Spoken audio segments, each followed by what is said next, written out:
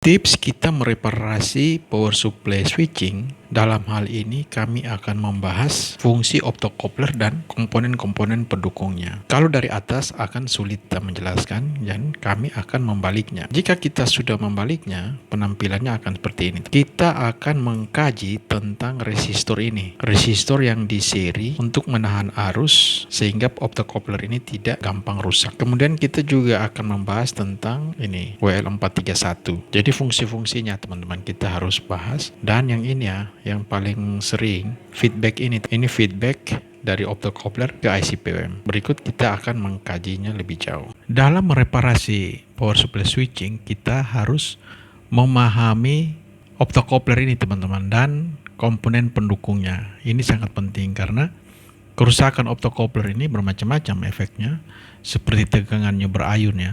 Tegangan sekundernya berayun. Nah, kemudian komponen apa pendukungnya? Kita lihat di sini. Komponen pendukungnya adalah resistor ya.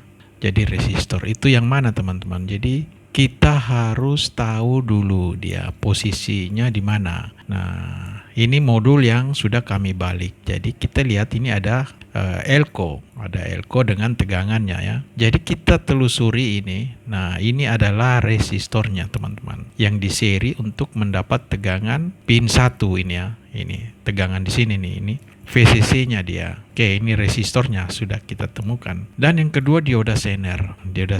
Yang mana biasanya yang ini teman-teman. Kalau kita lihat struktur ini, amati ya ini ya. Dia juga ke optocoupler. Yang ini ya, ada optocoupler di sini dia ini ya. Tapi di sini tidak digunakan. Nanti ada desain lain yang akan menggunakan dioda zener. Ada satu lagi dioda zener di sini. Dia untuk drivernya itu. Ini adalah transistor. Ini WTL431 teman-teman. Jadi ini harus diperhatikan. Jadi komponen-komponen pendukung ini harus kita perhatikan teman. Yang ketiga ini IC PWM atau transistor. Jadi yang mana dia? Yang ini teman-teman. TL431 dia mengontrol transistor atau IC PWM. Di mana dia? Dia di jalur 2 ini. Jadi kalau kita telusuri ini ya, dia mengontrol pin kedua. Jadi semuanya harus kita amati. Di sini yang disebut feedback. Jadi dari jalur ini teman-teman. Kalau ditelusuri jalur yang ini ya, dia akan terus menuju ke IC PWM ya. Jadi semuanya harus kita kaji. Kemudian ini ya, yang paling penting ini dia. Kalau TL431-nya ini macet, jelas